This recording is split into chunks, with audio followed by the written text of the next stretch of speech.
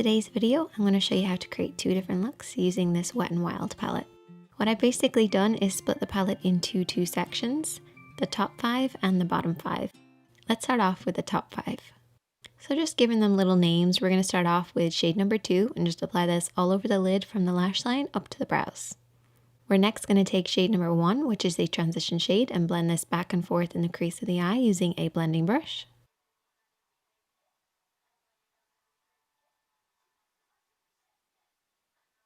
Moving on next, we're going to apply shade number 3, which is a beautiful orangey shade. We're going to apply this all over the lid using a slightly smaller brush this time. Really make sure to pack this color across the lid, but don't blend it up too far. That transition shade is always higher than this shade. And sticking with that same brush, we're then going to apply shade number 5 just on the outer edge of the eye. But very softly sweep it in to make sure it blends with shade number 3 right in the center of the lid.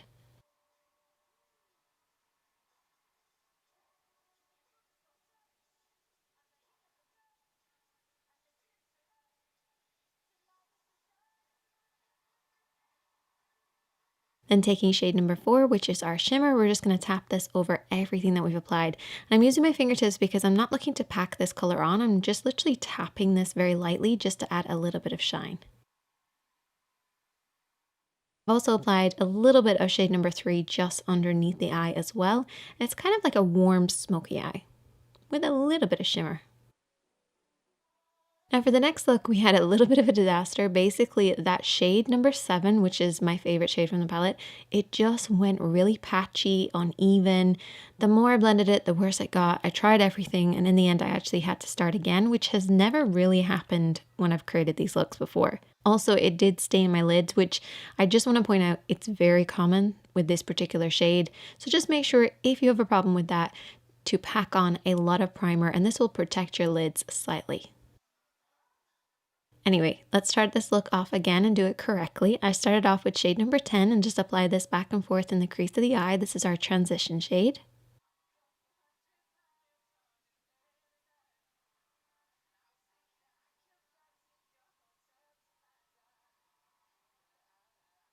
I then took shade number 9 and just applied this all over the lid. Really keep this nice and close to those lashes in particular.